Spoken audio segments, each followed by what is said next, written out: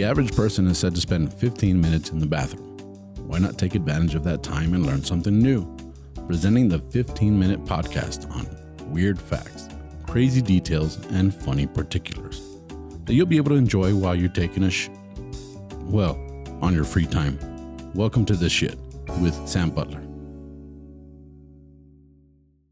Welcome to another episode of the Shit Podcast. I'm your host, Sam Butler. I have a very special guest.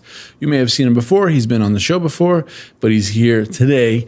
A big welcome to my friend, Ram Cortez. Hey, what up? How you doing, buddy? Great, man. Good. How are you? Good. Hey, last time we did weird movie facts. We know you're a movie connoisseur. You had your own radio show talking about cinema, and now we're going to do like a regular segment on here talking about weird movie facts. So today, though, we're going to flip it over. Like last time we did the weird movie facts in English, and we did the Charlie Chaplin story in Spanish. Well, we did the weird movie facts in Spanish, and now we're going to do a little movie trivia thing here. Well, it's not really a trivia. It's weird facts about a specific movie. And I know you're the man to talk to about this kind of stuff. So let's talk about this movie. And we're actually talking about The Wizard of Oz. Beautiful. When was it shot? Do you know? 1940s. I think it was like 31 or 39. I can't remember. Cool. I think it was 31. 31? 31. Just when they had invented the cinemascope, right? The color. Yeah. Yeah, they had color. Was that 39? 39. Okay, so that makes perfect sense for my first weird fact. Okay? And see, that's where I got kind of stuck, because when I did the research, I said, was it 31 or 39? I didn't write it down. I should have written it down now that I'm here. But 1939, many of the actors that played the Munchkins. Okay. We know that these were dwarves. These were people that, you know, they actually had come from Germany. And they had fled the Nazis. So a lot of the Munchkin actors in The Wizard of Oz were actually German citizens that had escaped the Nazi war machine because they were afraid of being put to death. And, you know, were they Jewish? Are they also Jewish? I don't know if they were Jewish, but remember the Nazis didn't just kill Jews; they killed anybody that had birth defects. Yes, I know. And if you that's why they ran. That's why they ran. So a lot of those actors were actually German. Wow, I didn't know that. That's a pretty interesting fact, right? I didn't know that. Yes. Now, Dorothy, right, the main character, and the Cowardly Lion, they fall asleep in a poppy field where it begins to snow. Remember that scene? Mm-hmm. Right, where Dorothy and the Cowardly Lion. Well, the snow was made out of crystal asbestos, despite it was known that it was hazardous, you know. So they're like, hey, let's make it snow asbestos. Just don't breathe. Just don't breathe. 1939. I don't know that they knew that in 1939 that it was dangerous. Because even in the 70s, they were still making stuff with asbestos. In the 90s, in my high school, we had asbestos in the ceiling. Yeah, even now, like if we go do a construction site and the construction is older than like 1990, if it's older than that, we have to get an asbestos survey. Damn. Okay. And if you ever go like into a building and you pull the floor up and it's black, that's asbestos. Okay. The glue that they used had asbestos. Asbestos was an amazing component. They used it for brakes. They used it for glue. They used it for insulation. It was the best insulation in the world. It was fire retardant. It was like the best thing in the world. But it'd kill you. It would kill you. You know why? Because when you breathed it, it would get stuck in your lungs, and your lungs couldn't expel it. Okay. So then your lung would then cover it over, and that became a tumor, that became mesothelioma, that became cancer. And that's why it's so dangerous. And now, if you have to remove asbestos, you actually have to hire a company that specializes in asbestos removal. Okay. Right? And they even had like a joint compound, all the stuff that you have in walls. And these guys literally go in wearing spacesuits, and they pull everything out and they put it in plastic bags, and then they have to take a shower, wash it all off. Damn. And then they take everything off, put it in a plastic bag, and they dispose of that in a special location because it's that hazardous to your lungs.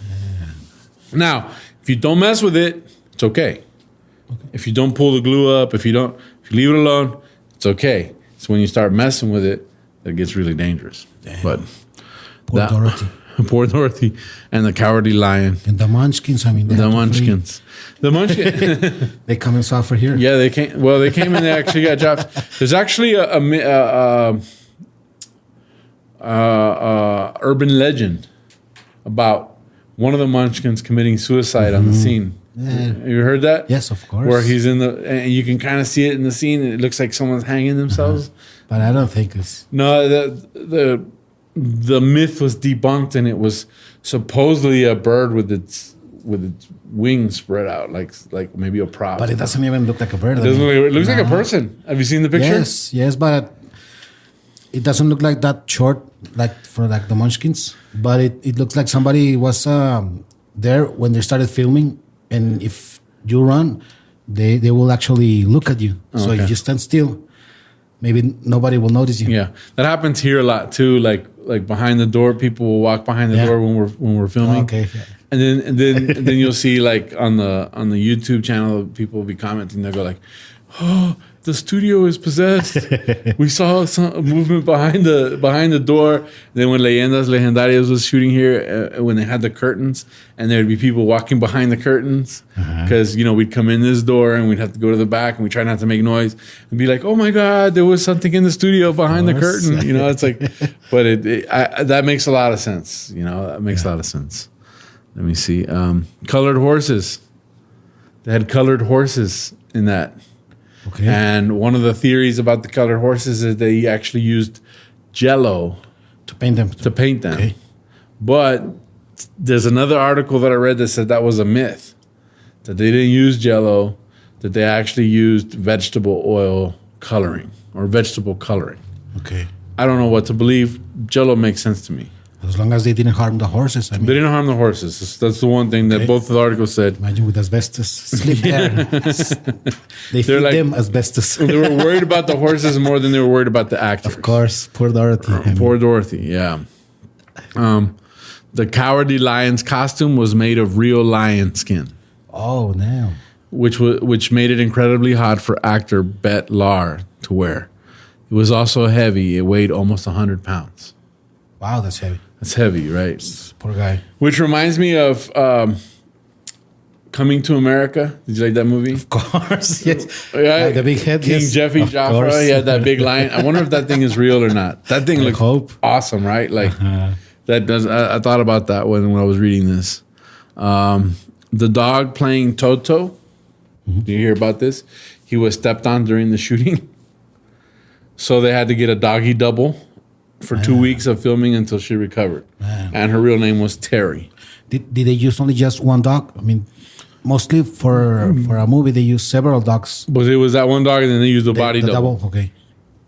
Judy Garland. That's who the actress was. Yeah. that Liza played Dorothy. Minnelli's mother. Yeah. Yeah. She wore a tight corset under her dress in order to help her make her body look more like a child. Right? And in real life, she was 16 years old during the making of the movie. So they wanted her to look like a little girl. So I thought she was older. 60. I know she looked older in the movie. Yeah. The white dress that she wore, that was actually pink. Pink. It was a light pink, but on Technicolor, Okay. Yes. it looked white. Oh, okay. So they went with light pink to make it look white. A movie trick right there. Margaret Hamilton, who played the Wicked Witch, she wore copper-based green makeup that was dangerous to ingest, so she could only consume liquids during filming. The only thing I can think of was it was radium from a doll. She was wearing radium, but it was a copper-based, and she couldn't drink it, so she couldn't eat it. So she had to be very careful and drink. I imagine with a straw. It's a dangerous movie, man. Dangerous movie. I know there's a lot, my kids like, Dad, you should talk about The Wizard of Oz. It was really creepy, and the actors were really mistreated, and Dorothy was mean to the Munchkins, and she had all these movie facts. And I said, okay, I'll look into it, and we'll check it out. But a shout out to my daughter, Kate, who is into weird facts herself, and she's like, you should really check this out. It was a creepy movie. But here we are. The Tin Man. Excuse me. It says here she wasn't the only one hurt. The Tin Man's aluminum-based makeup caused an infection in actor Jack Haley's eyes, and Scarecrow actor Ray Bolger's face was permanently scarred from wearing prosthetics. Man, poor guys. So they probably glued him on with asbestos. Yeah, man. The 1930s. Yeah, it's incredible, right? But they had to have that look. But hey, they're dead, but their legacy lives on, I guess. Right? Thank you for acting. Yeah, thank you guys. You live forever now. You know. So this one made me laugh. While filming the scene when Dorothy slaps the lion, okay, Garland couldn't stop giggling. She couldn't stop laughing. So the director, Victor Fleming, took her aside and slapped her. After which she was able to nail the scene. See what it feels like. Quit giggling. Boom. Oh, man, back in the day. Yeah. Imagine doing that today. I don't know. I mean, we were talking about in the other episode about Fight Club, how Edward Norton had to punch Brad Pitt for real. Yeah. So I guess it's part of the job, right? It's a job hazard. Yeah, but I mean, it's between actors, but in this time, the director grabbing a little girl underage and slapping her. I mean, that's tough. Yeah, he's either like, it's either like really bad or really kinky. Okay. You know, and according to her life, it was kinky. It was kinky. Yeah, girls are into that kind of stuff nowadays. No, all jokes aside, that was pretty rough, you know. But yes, she stopped giggling. You know, she better. She got paid. Yeah, when the Tin Man cried, he looked like an oil can. It was mercury. It was mercury. It was, no, it was actually chocolate. Chocolate? Chocolate sauce, like Hershey's chocolate sauce. Oh, that's cute. Yeah, that's pretty good, right? Yep. Yeah. When, you're like, we got to figure this out. We got to figure out how to do this. Chocolate sauce. Yeah, cry chocolate. Yeah. Now, you're familiar with the song Over the Rainbow? Over the rainbow. La, da, da, da, yeah, I'm not a good singer. Well, that song was almost cut from the movie, which is like the most iconic song, of course, for The Wizard of Oz. Everybody remembers. Yeah, the director felt that Over the Rainbow, the producers thought it was too long and too slow for younger audiences. Okay. So they were like, nah, let's cut that. But that just goes to show sometimes you leave stuff and it becomes the movie, right? Of course. I mean, you work as a director in a lot of our projects. What do you think? I mean, is that a big deal? Do you ever regret cutting something out of a show? Always. Yeah. Always. As soon as you cut it, then you say, man, why did I do that? That was funnier. That take was funnier. I should have waited 2 seconds, 3 seconds more to do that cut. But hey, wow, anything happens. Yeah, and so well, that's interesting to me because I've never directed anything. All these actors, they act for a while and then they all want to become directors. Mm-hmm. But it's not easy. I mean, I think it's one of the hardest things to do. I mean, it's hard because it's your vision. It's your. I read that to be a good director, you have to have good taste. Good taste in everything. Good taste in the way you tell a story. Mm-hmm. So being a good director, man, it's a little bit hard. Yeah. Yes. Well, they almost cut that, and that's like one of the most important songs. I mean, I think I think the song is more famous than the movie. Voila. Yeah.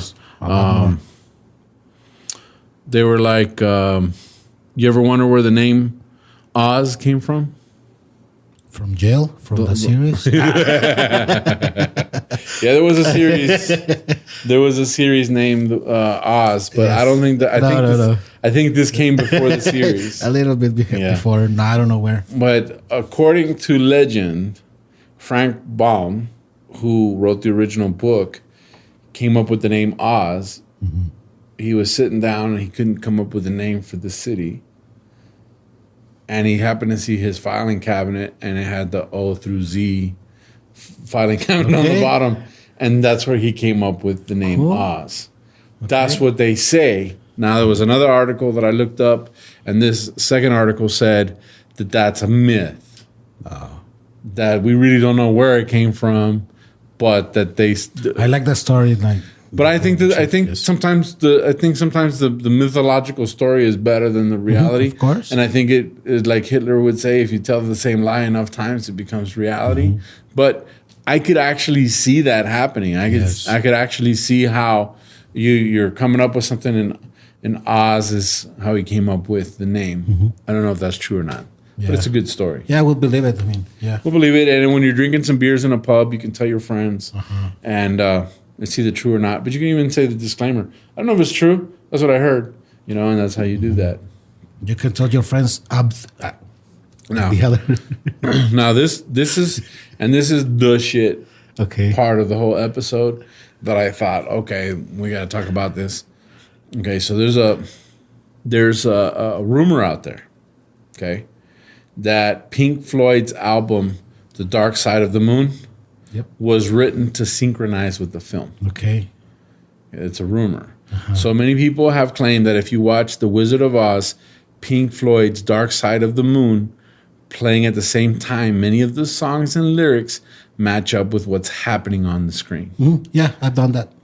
Have you really? Yes. Does it match? Yes. For example, it says here, the song The Great Gig in the Sky begins playing just as the Twister appears and Dorothy is walking home from Professor Marvel's. The band continues to claim this is all pure coincidence. Yes, I say it's coincidence too because, who's going to be timing your song when you're recording to match exactly the scene that you're watching? It's a big coincidence and it's fun. It's fun to watch. To be hearing Pink Floyd and watching these images it's very fun, but I think it's a very big coincidence, a very lucky coincidence. It's awesome. It's awesome, if it's a coincidence, it's even more amazing, right? It's the shit. The shit. So, but that's it for this episode of The Shit, The Wizard of Oz. I hope you guys enjoyed it. We want to thank Ram for coming back and doing some, we're going to be doing a movie segment every once in a while. So if you like the movie segment, guys, leave comments. Let us know. We'll do this more on a regular basis. A thumbs up and hey, good job, and hey, I really like the movie trivia. I really like that kind of stuff. Then it's better for us. We know what direction to go with it. But thank you for being here. How can people find you? On Instagram, it's Doobies Boobies. Doobies Boobies, and I'll tag him. You can find me as Tu Amigo Sam on my social media and my YouTube page. And you can also find me on Sta Cagado Podcast on all the podcast platforms. We have The Shit as part of that same channel. And we also have a new podcast called Puros y Pistos for all my English-speaking people. That means cigars and drinks. And that's what we're going to talk about. So you can tune in Spanish, Puros y Pistos. We just dropped our first episode. It'll be a monthly thing with my friend Luis Lobito Munoz. Thank you guys for joining us. Please like and subscribe. If I didn't say it already, that's this episode of The Shit. Y'all have a good day.